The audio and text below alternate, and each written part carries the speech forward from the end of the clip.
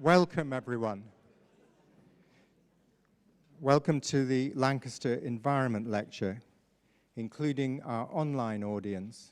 We are some 380 to 400 in the auditorium, and we are 200 and something online, which is a fantastic audience and a tribute to our speaker, George Monbiot. My name is Bill Swainson, and I'm a trustee of Litfest, and many of my fellow trustees and our volunteers are with us tonight to help make things run smoothly.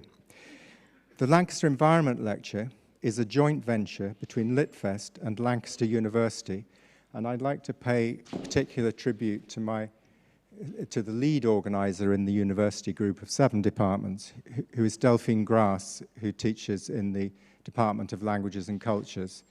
And she and I met about 3 years ago, it might even be 4, and started dreaming up some ideas. And out of this has come the Environment Lecture, and also the International Fiction Lecture, which takes place at our autumn weekend, the Litfest Autumn Weekend, in October.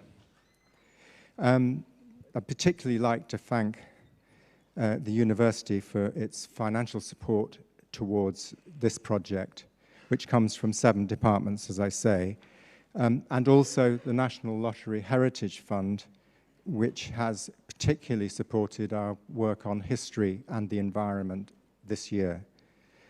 But most of all, I'd like to thank you, our audiences, because it's your support by donations and helping out that has made it possible for Litfest to run free events in all its festivals in the spring, this event tonight, and again in the autumn.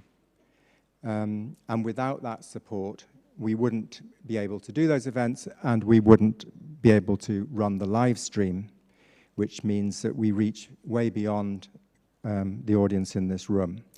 The lecture was founded in 2022 when our first speaker was the celebrated eco-campaigner and feminist, Dr. Vandana Shiva, and you can still find her inspirational talk on the Litfest website. This year, we are delighted that our speaker is the brilliant author, journalist, and environmental campaigner, George Monbiot. I'm shortly going to hand over to the university's Vice-Chancellor, Professor Andrew Schofield, and then to Rebecca Willis, Professor in Energy and Climate Governance. After George's lecture, he and Rebecca will have a short conversation, followed by what I hope will be a long and very interesting Q&A, when they will take questions from the floor and also from our online audience. I'd now like to call on Professor Andrew Schofield, Vice-Chancellor of Lancaster University, to introduce the 2023 Lancaster Environment Lecture. Thank you.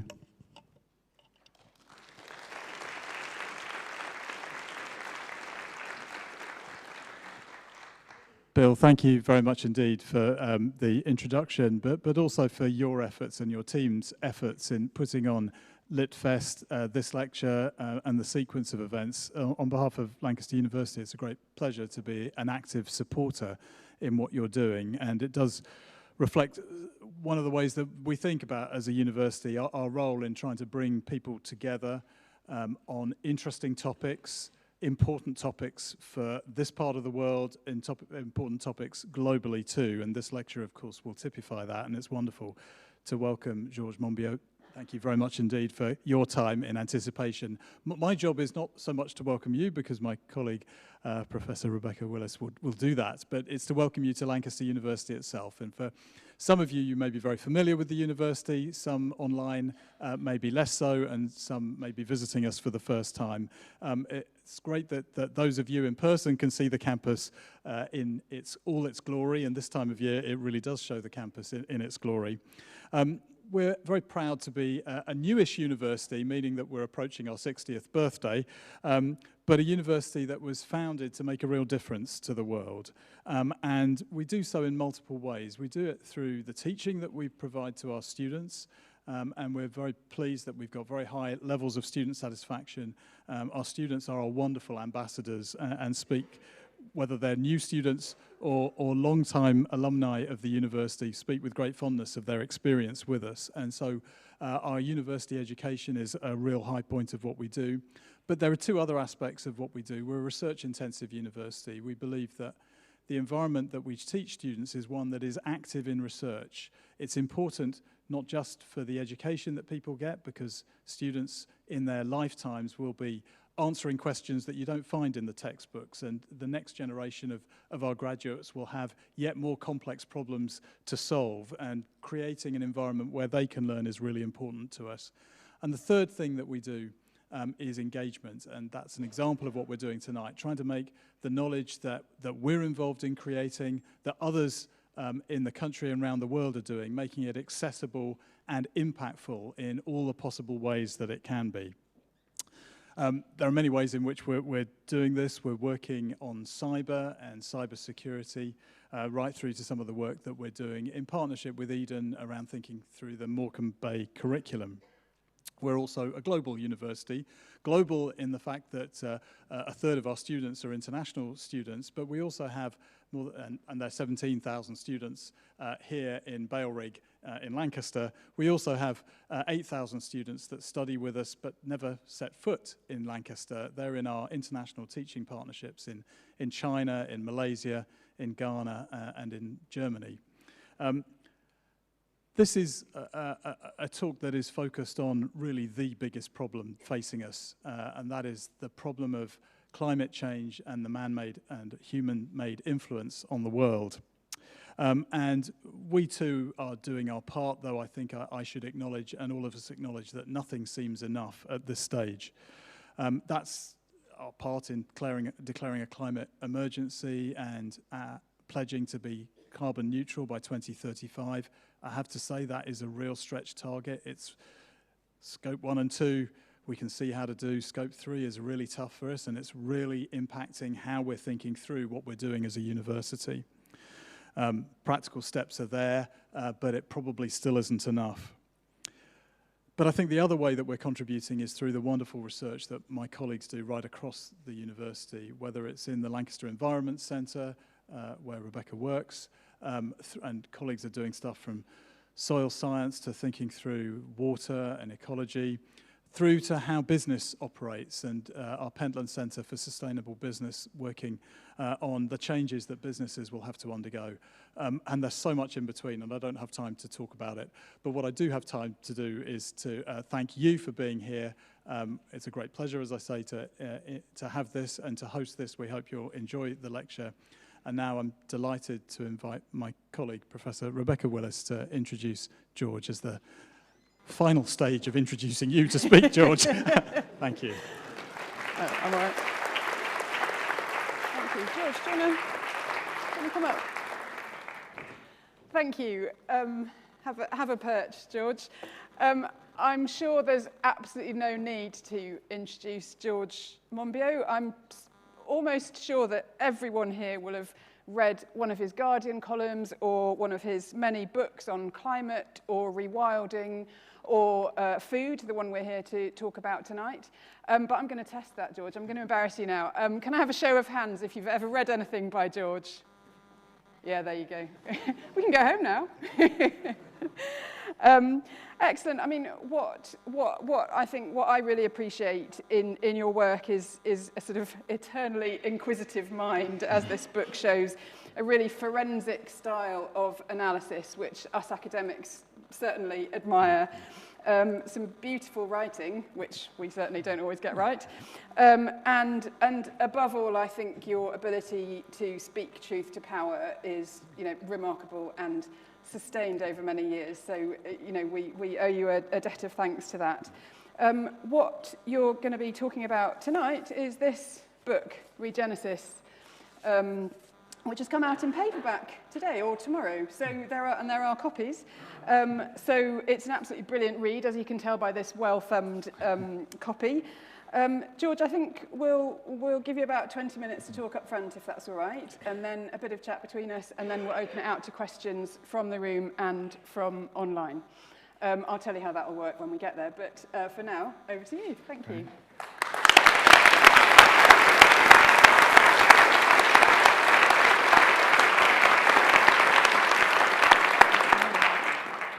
Thank you very much, Rebecca and Andy and Bill, and thanks everyone for coming. There's something about food which turns even the most progressive people into raging reactionaries. You can say to them, we need a change of government. And they say, oh, yes, we need a change of government. You can say, we need a change in the distribution of wealth. Yeah, I'm right with you there. We need a change in the distribution of wealth. We need a change in diet. What? Are you some raging communist? Out of my cold, dead hands. And it makes it very hard to talk about it. It is the most emotive of all subjects that I've encountered. And you know, I've encountered a few along the way, but my gosh, it is visceral, literally and metaphorically. And this is a real problem because it is also arguably the most important of all subjects. Slightly important for human welfare, as I think we'll all agree, but also absolutely critical to the survival of our life support systems, of Earth systems. Because food production is the primary cause of habitat destruction, the primary cause of deforestation, the primary cause of wildlife loss, the primary cause of species extinction, the primary cause of soil depletion, the primary cause of fresh water use, the primary cause of land use, which we'll be coming on to in a bit, one of the top causes of climate breakdown, of freshwater pollution, of marine pollution, and of air pollution even. And yet it's surrounded by a kind of moral force field. We don't want to go there. We don't want to apply the same standards to food production as we would apply to any other industry. Classic case is the pollution of our rivers in this country. We're quite rightly up in arms about the disgusting behavior of the water companies, pumping raw sewage into our rivers. And finally, they're beginning to feel some political heat, and quite right too. But they're only the second biggest cause of water pollution in this country. The biggest cause is farming, and primarily livestock farming, particularly dairy, chickens, and pigs. And we don't want to touch it.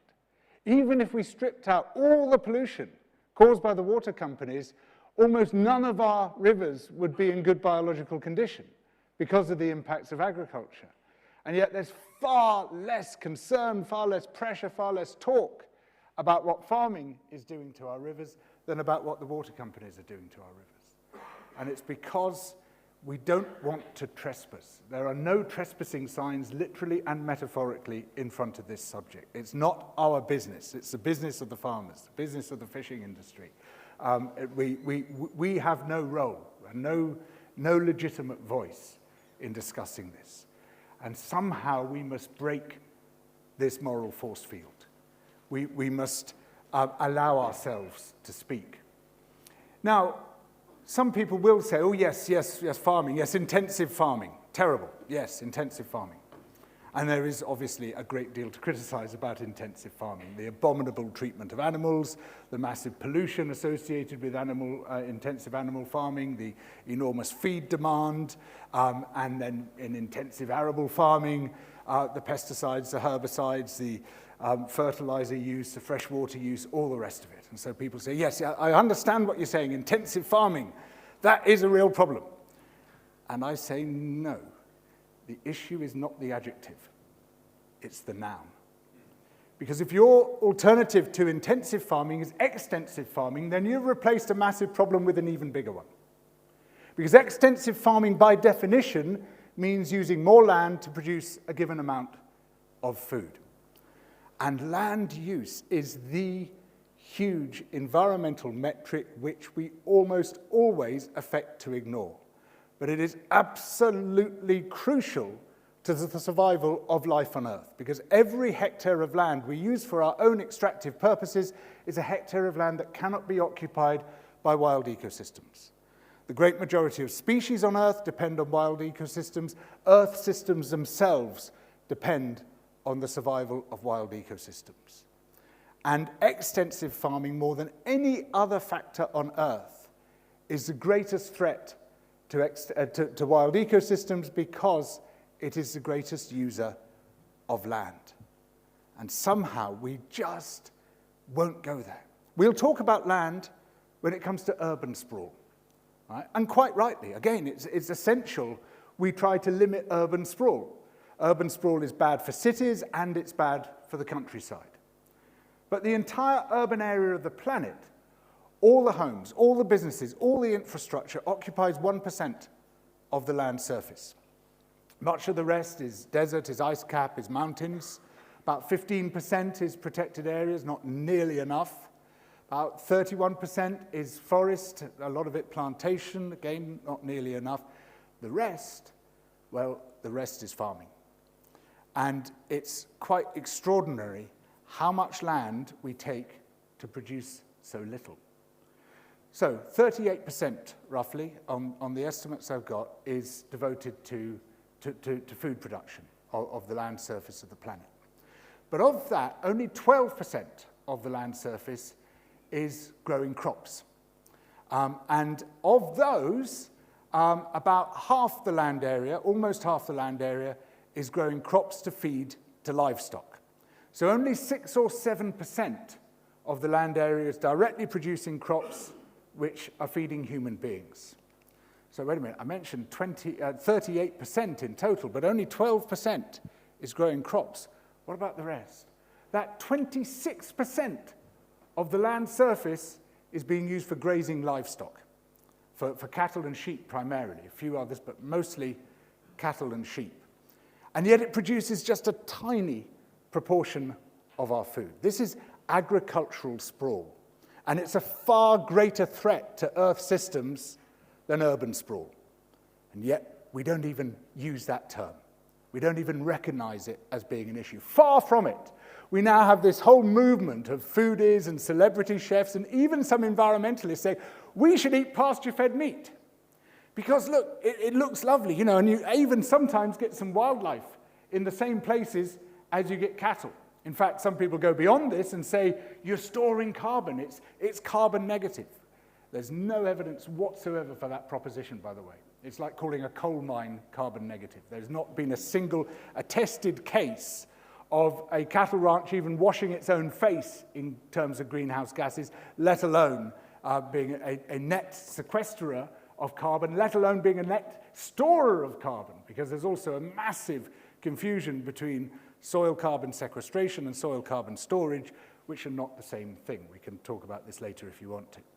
And so there's just, there's layer upon layer of climate denial involved in this, and it is as bad as the fossil fuel industry, but it's perhaps suckered even more people than the fossil fuel industry has done. And let's look at what would happen if we did what the foodies say, and we all eat pasture-fed meat. Well, somebody has looked at it. There was a study published in the United States showing what would happen if we followed their advice and switched away from eating corn-fed beef, which is bad enough, it's got a whole load of nightmares associated with it, and switched to pasture-fed beef instead. They'd found that the land area required for keeping cattle in the United States would rise by 270%. That means you would have to cut down all the forests, drain all the wetlands, water all the deserts, degazette all the national parks, demolish all the cities, and you'd still be importing much of your beef from Brazil, as incidentally the United States does at the moment.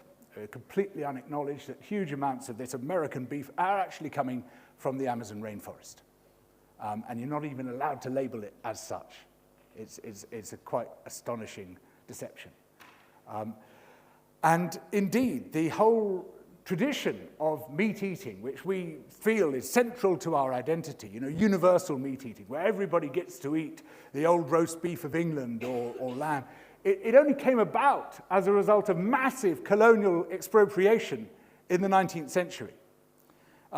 Universal meat eating, particularly beef and lamb, was the result of the huge dispossession of indigenous people in the Americas and Australia, the development of frozen and preserved meat trade, primarily by the British Empire, and the delivery across vast distances of that meat into Britain and then into other rich nations. It is a colonial extractive industry on a huge scale.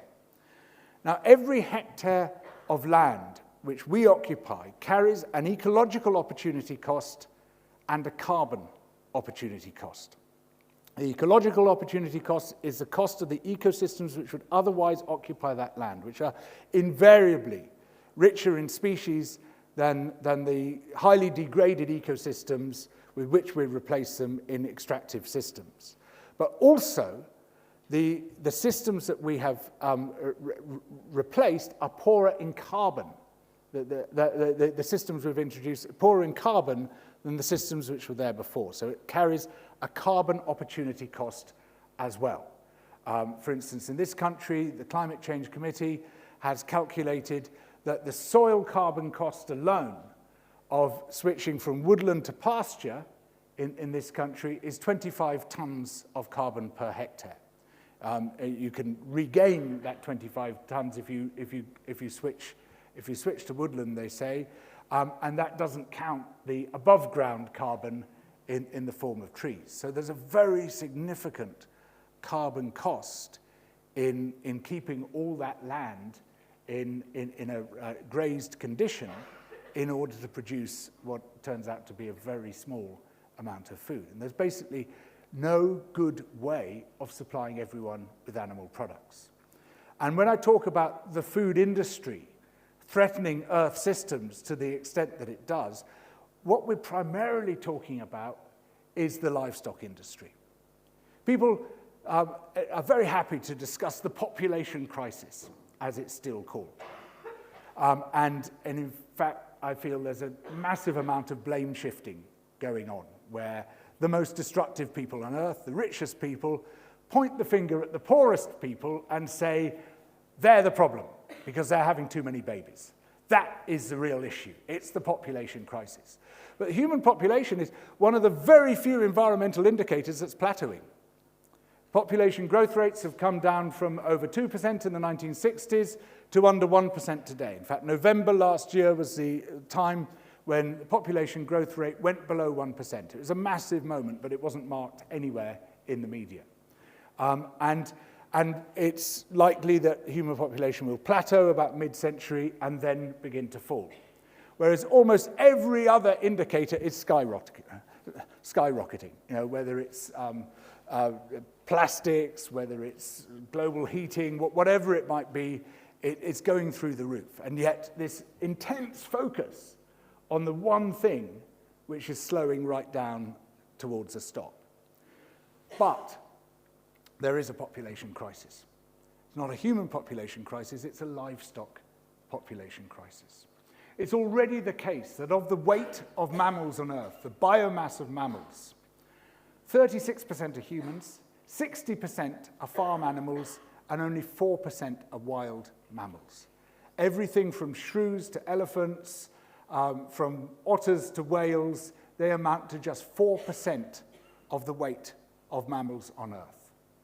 And that is only going to get worse if trends continue.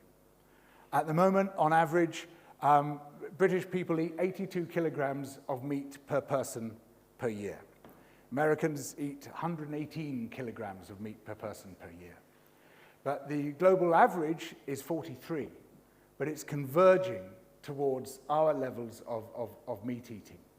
And the reason is something we call Bennett's Law, that as people become richer, they seek more energy-dense foods, particularly denser in protein and fats. And that means wherever you might live, even in India, where you get various taboos and prohibitions, people's meat eating is rising very fast, 4% a year in India at the moment. And that is about as hardwired a rule of human society as you can get. That people seek out more energy-dense foods when they can afford them. And the result of this is this very rapid convergence towards Western European levels of consumption. And so the global livestock population is growing at 2.4% a year. Human population under 1%, global livestock population 2.4%. And that means that at current rates of growth, by 2050, to put it in crude terms, there'll be an extra 100 million tons of human being on Earth and an extra 400 million tons of livestock on Earth. There will be no space for wild ecosystems. There will be no place for the rest of life on Earth. That's what is crowding the planet's systems out. We just can't afford to eat this way. And yet there's a huge lobby of people, not just within the industry, but outside the industry, who are highly defensive about their diets. And in fact, that's now a whole sort of hyper-masculinity movement, which is saying, you know, I'm a true man because I eat nothing but meat. And people get deeply threatened. You know, one of the most deadly insults now is to call someone a soy boy.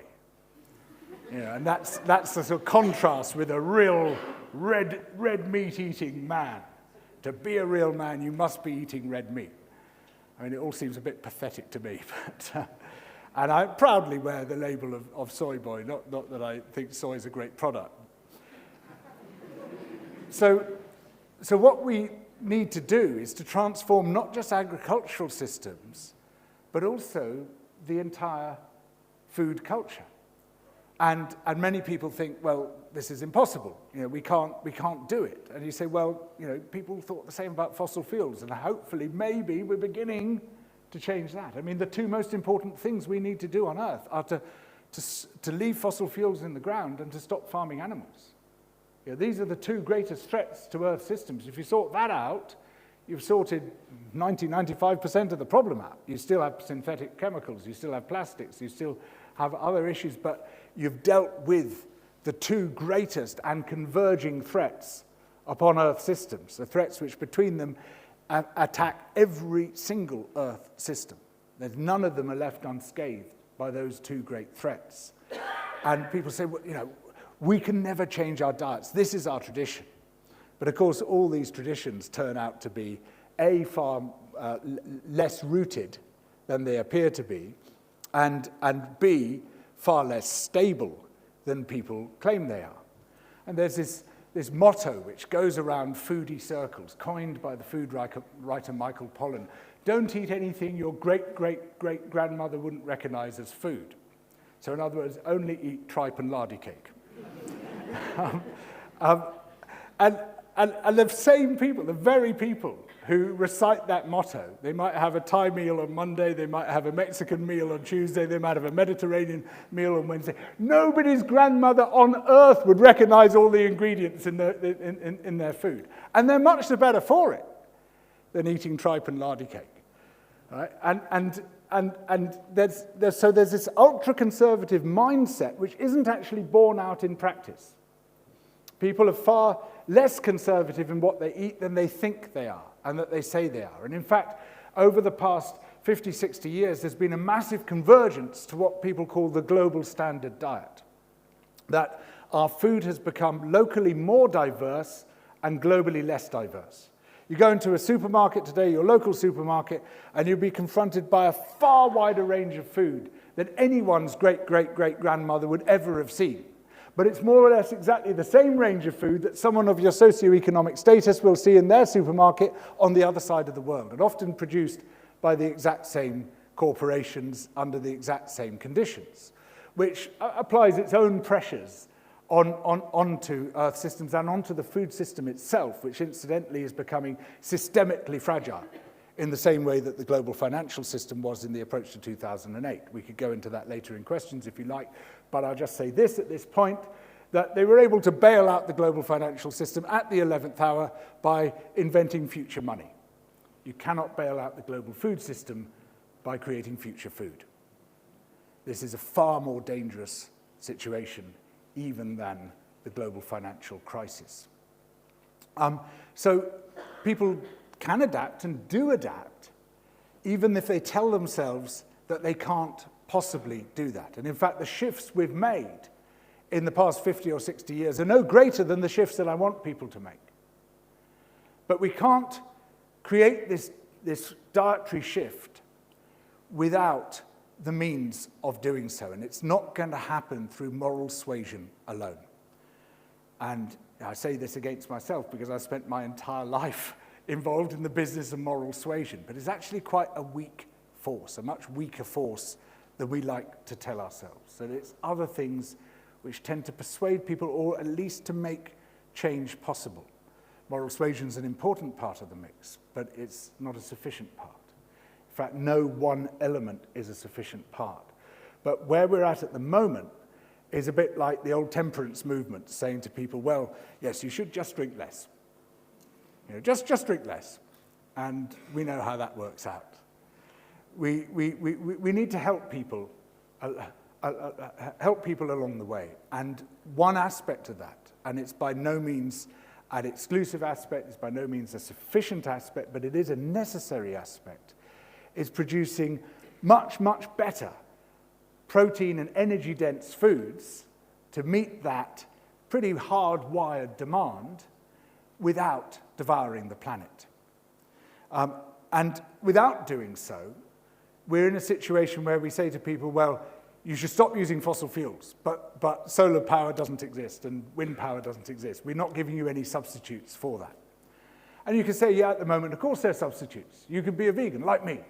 You know, you could eat beans and vegetables and the rest of it. But yeah, most people are not prepared to make that transition. And there's reasons, you know, which go beyond the cultural reasons that I'm talking about. You know, to be a vegan and to be healthy is either takes a long time or it takes a lot of money. You can live very cheaply indeed as a vegan if you know how to cook, and you've got the wherewithal to cook, and you've got the time to cook. And I'm fortunate in that I've got all those things. That's a privileged position. It costs a lot to live cheap, to paraphrase Dolly Parton. I think she said it costs a lot to look this cheap. And people now, homes rather, are being sold without kitchens. You know, even in France, there are homes being sold without kitchens. You've just got a microwave. So then if you want to be a vegan, it costs you a lot because you have to buy expensive prepared vegan meals. And it's much harder to cook. You know, the thing about animal products is you just throw them in a pan and you've cooked them. But to make a good vegan meal, well, you have to combine a lot of ingredients and you have to do a lot of cooking and you have to kind of know what you're doing. It's not that easy. And for time-poor people and people without literally the physical space in which to do it, well, it's going to be very hard indeed, if not impossible. So what we need to produce are much better substitutes for the familiar foods that people demand and people crave. And at the moment, we have plant-based substitutes for animal products, and it's really difficult to produce good imitations of animal products from plants because plant proteins have a very different profile to animal proteins.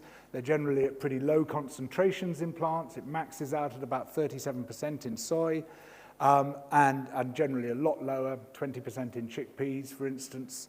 And they're tangled up with plant secondary metabolites, which give them strong tastes and very un-animal-like tastes. And so you need a lot of processing. And you end up putting a lot of salt in, and a lot of this and a lot of that, and often producing quite unhealthy and pretty expensive food. If you were going to make substitutes for animal products, you wouldn't start from there. Right. But I believe we're on the cusp of a potential culinary revolution, perhaps as significant as the culinary revolution caused by the introduction of agriculture. And it comes about through the possibility now being opened up of doing something that we've never done on this scale before.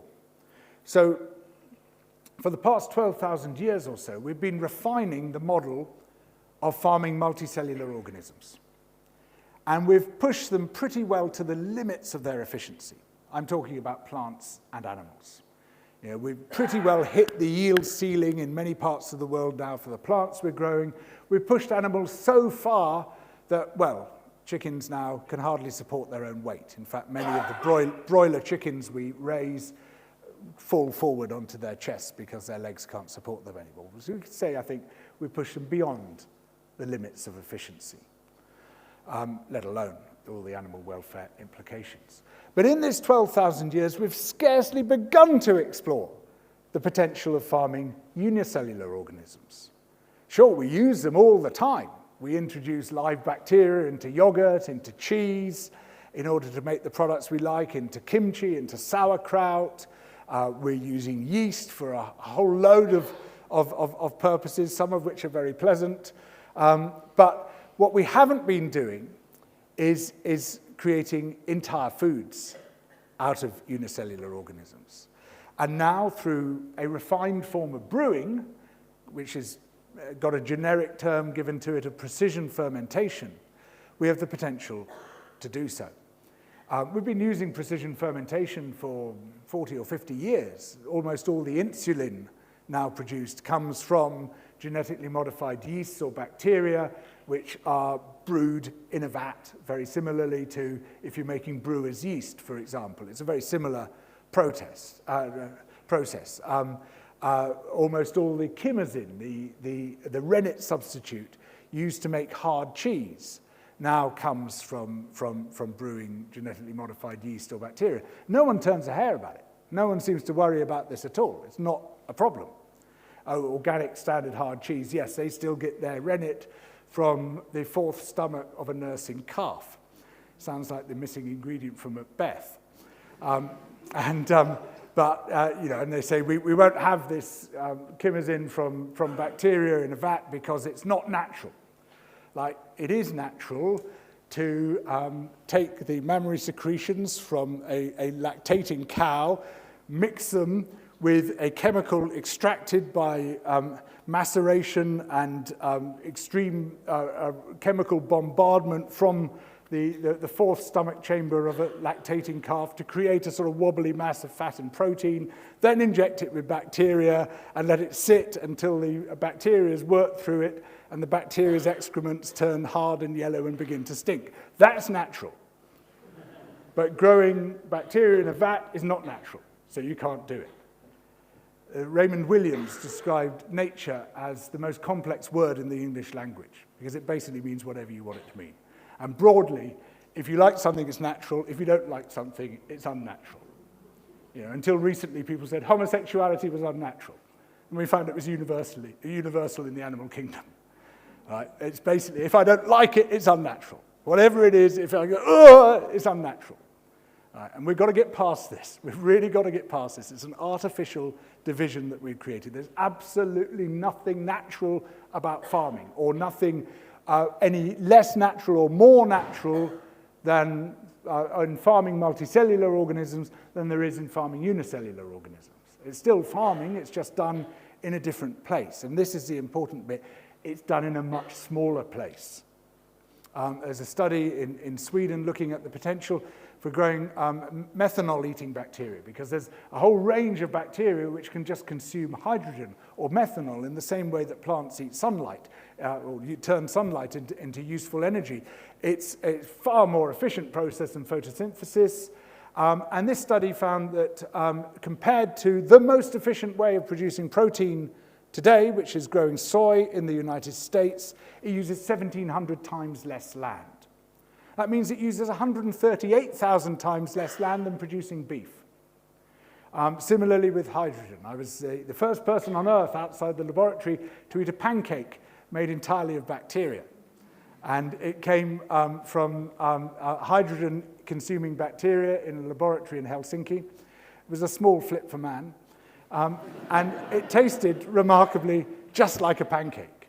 But what we got here is the potential to basically produce proteins with the same profile as animal proteins, very cheaply, very easily, and with a tiny fraction of the land, the water, the fertilizer required to produce multicellular organisms. And that then enables the one thing that will allow us to get through this century: the mass rewilding of land and sea, the restoration of ecosystems on a massive scale. It's very hard to see how we're going to avoid the sixth great extinction without doing so, without taking millions of hectares of land and sea and allowing wild ecosystems to re-establish themselves. In doing so, those wild ecosystems support Earth systems. They also draw down much of the carbon dioxide we've already released into the atmosphere. We know that we've left it too late merely to decarbonize our economies. We need to do that as quickly as possible,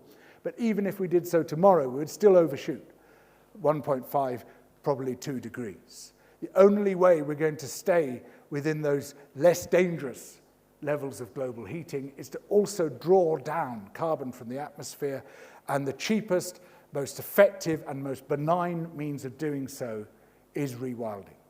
And rewilding isn't something nice to have. It is an essential component of planetary survival. But the only way we're going to get there on a big enough scale is to switch land out of the production primarily of livestock. And the only way that's going to happen is to produce much better, much more eco-friendly substitutes for livestock products. And in doing so, we're likely to trigger a cuisine which will go way beyond livestock products. Because just as the first people to domesticate a wild cow weren't thinking about camembert, we have no idea what might emerge from these new technologies. And already there's extraordinary new products beginning to come out of some of the laboratories working with different species of bacteria, of archaea, or of protists, or whatever you call them today. A huge range, millions and millions of potential life forms, which even in their raw, unmodified state can produce food which is immediately palatable. And so we tremble on the cusp of perhaps the most important revolution humanity has ever faced, and perhaps also of a techno-ethical shift. And a techno-ethical shift is what happens when a technology accelerates an ethical shift. We've seen it in the past with the more or less simultaneous development of the printing press and the replacement of parchment with paper, which triggered political and religious revolutions which are still reverberating around the world today. We saw it with the development of modern contraceptive technologies, which gave a great boost to women's liberation. And the reason a techno-ethical shift happens is because the moment something becomes amendable is the moment it becomes intolerable. The moment we see another way of doing things, a better way of doing things, is the moment we feel a desperate urge to overthrow the old order and move on to the new. And this is one of the tools, and there are many others. We could talk about perennial grain crops. We could talk about entirely new ways of doing horticulture. There are ways of revolutionizing the whole food system. And that is no less than what we need to do if we are to feed the world without devouring the planet. Thank you.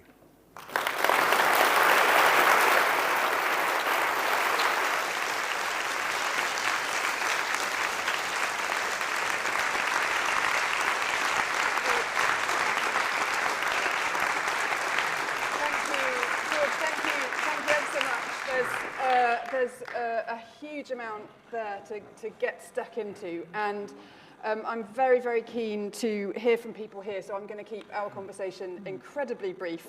And what I'm going to do is tell you now how the Q&A is going to work so that you can start thinking. So we've got an online Q&A, and we've got Emma. I've temporarily lost... Where's Emma? There you are, brilliant. So Emma's a champion of the online, we're going to call her. And I'll also take questions from the floor.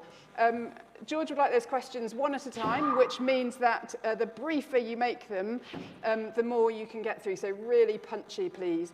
And I think the other thing I'd say is that there's lots of us here.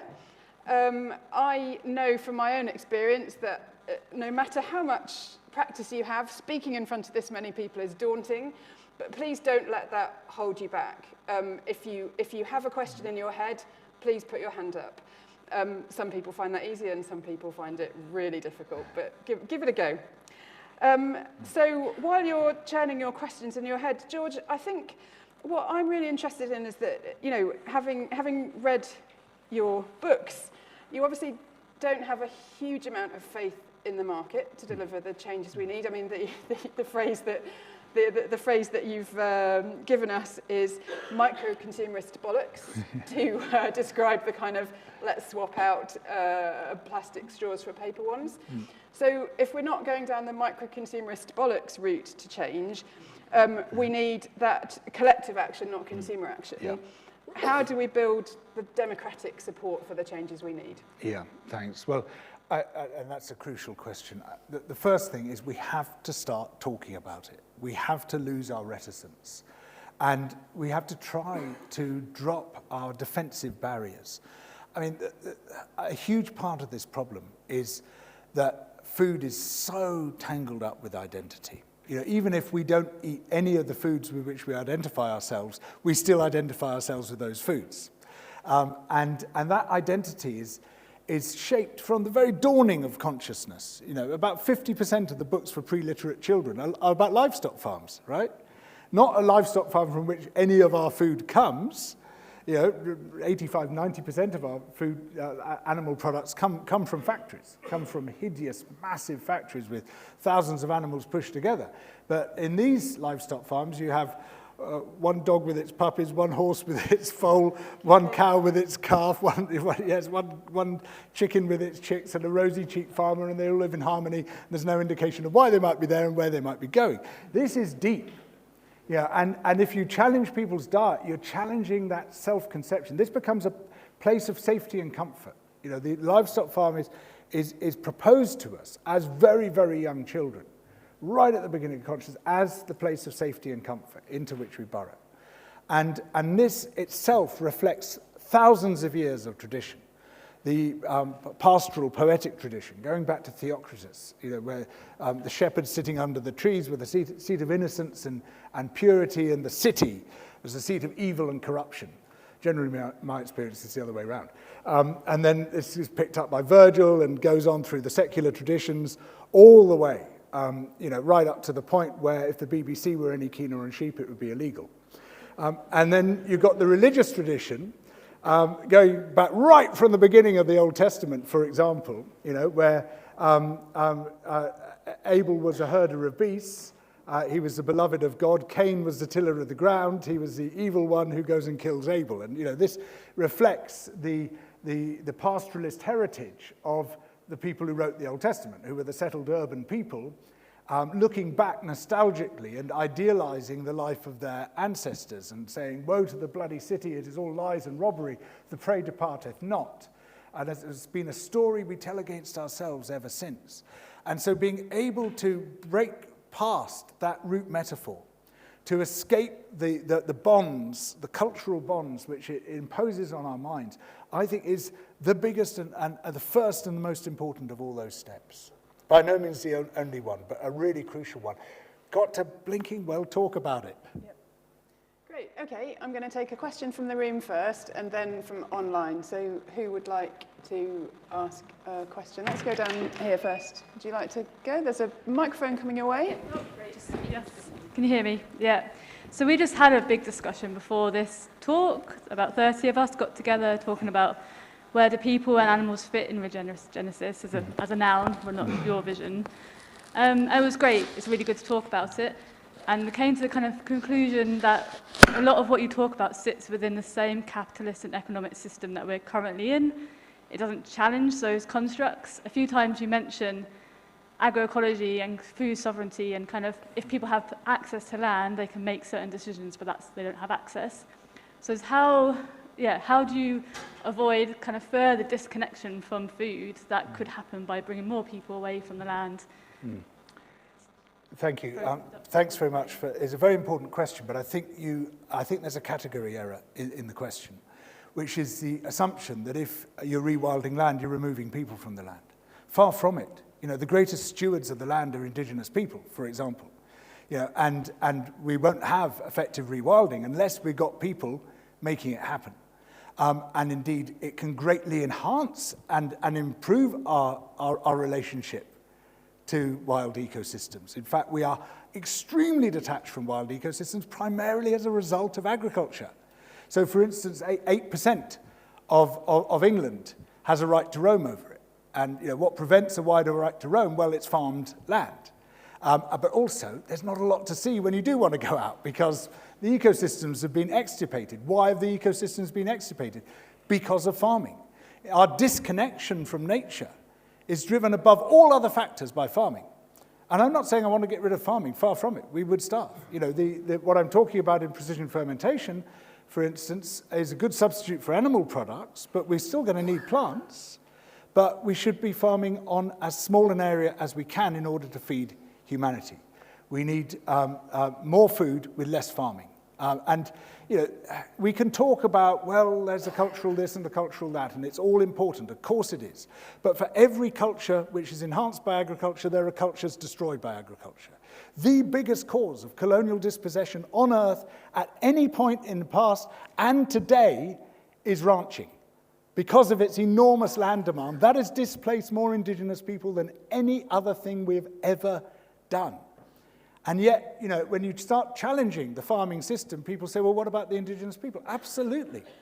But, you know, there are two sides to this, two very stark sides indeed.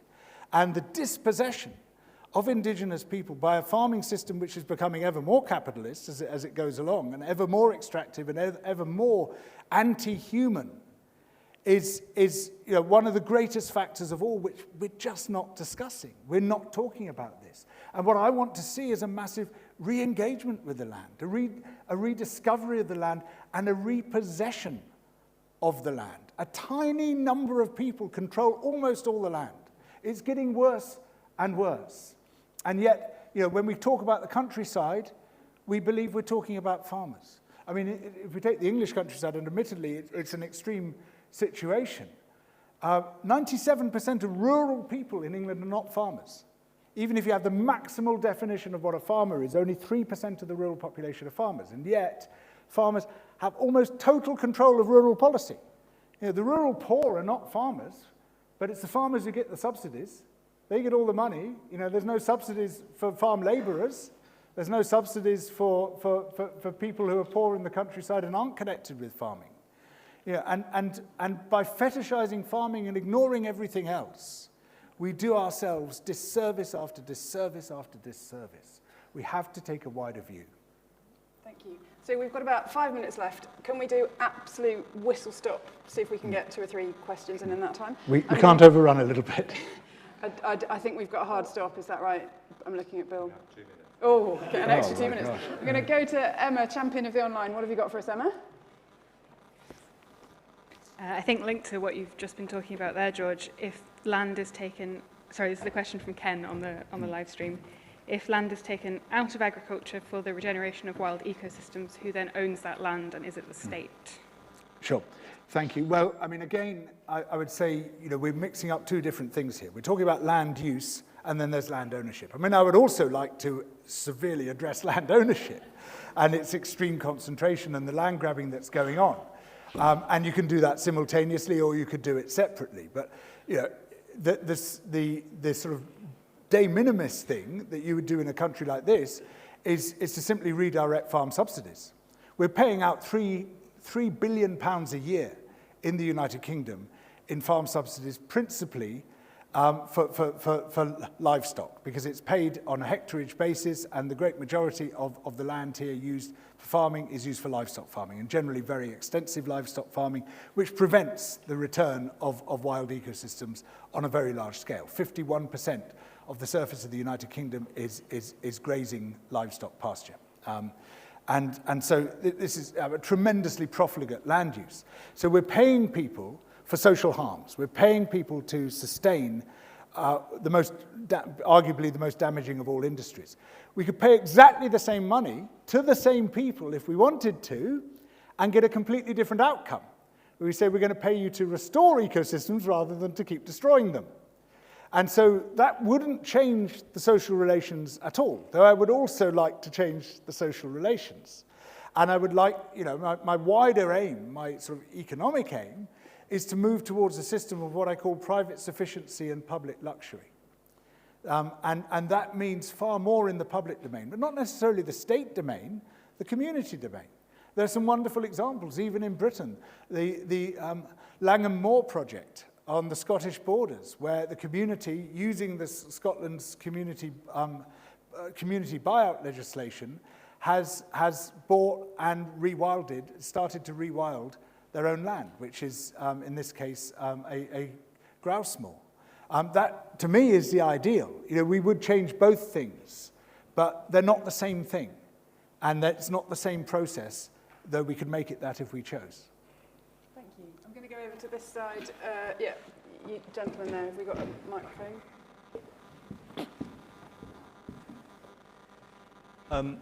Yeah, so you mentioned the whole hypermasculine soy boy attitude kind of thing.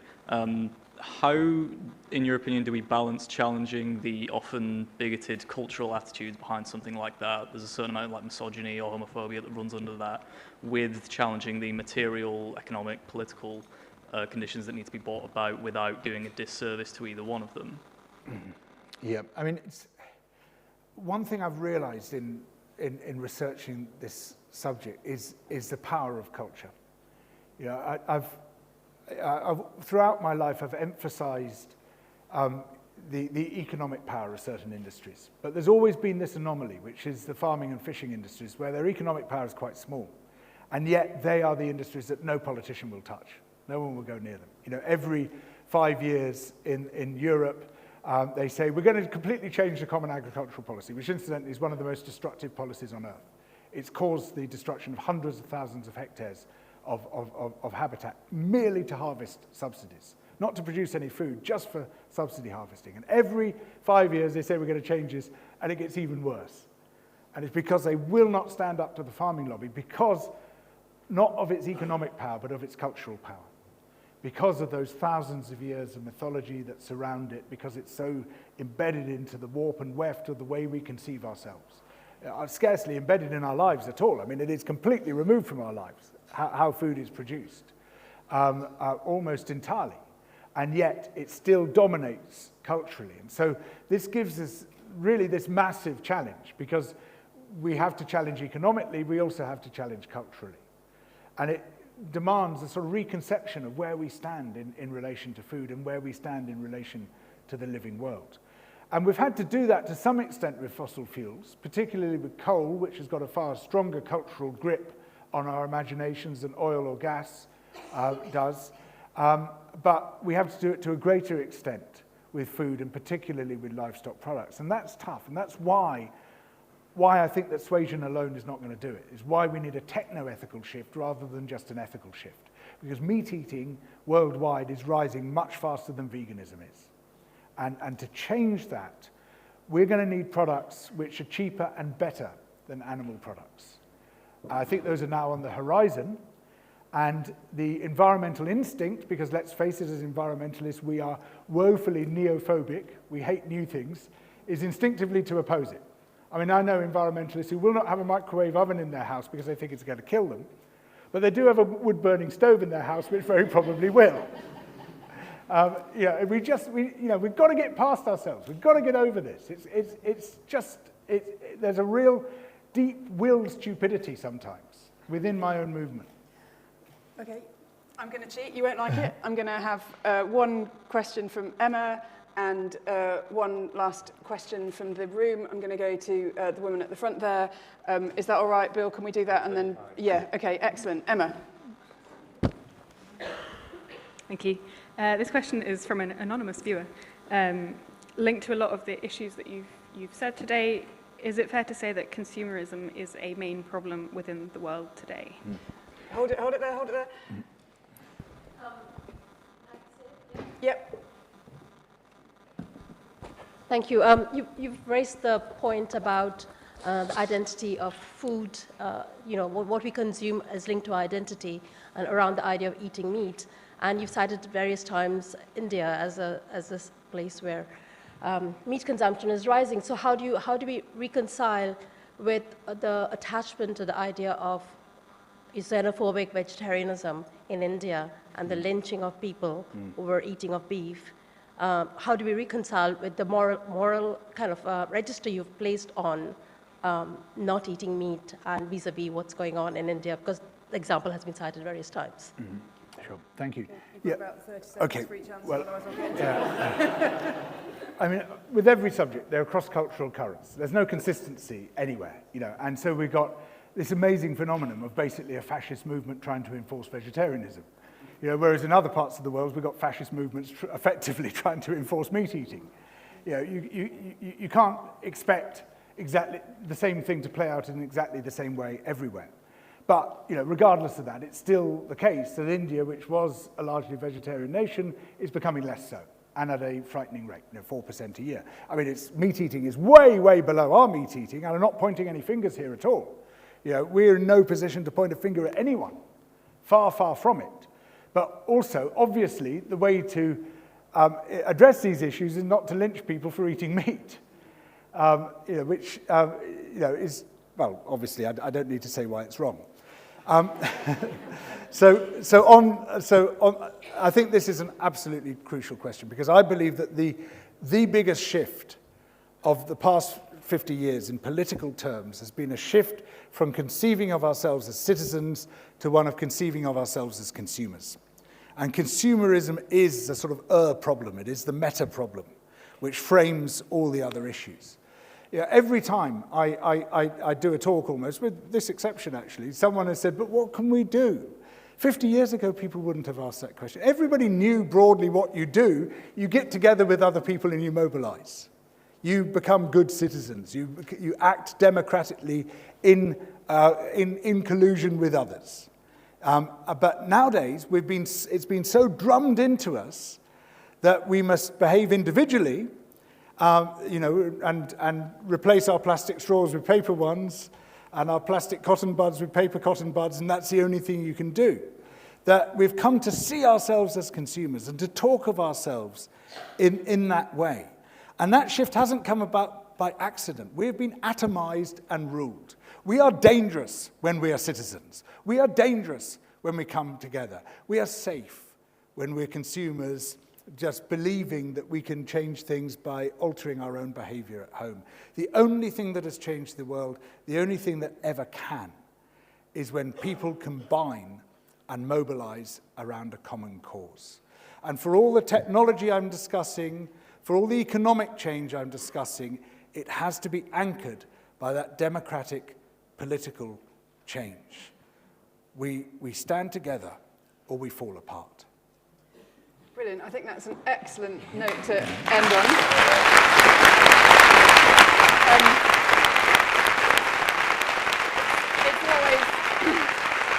It's always a very...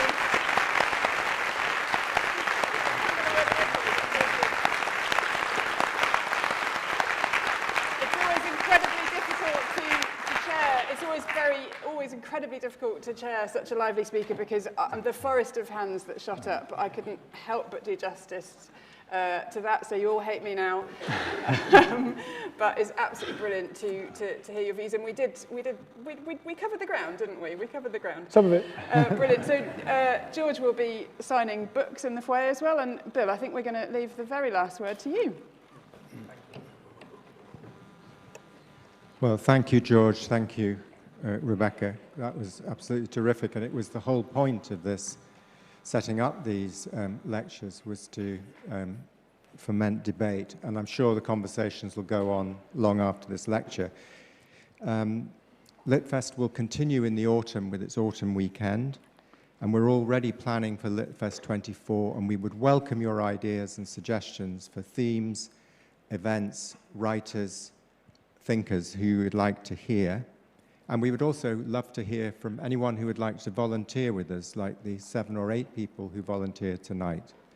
But now let's return to the main business of this little peroration, which is to say to George Monbiot, thank you for coming to give the lecture. Thank you for the terrific talk, for answering all our questions. And we will be making the recording available both in print form and the live stream for you to access on Crowdcast, free as you did this lecture.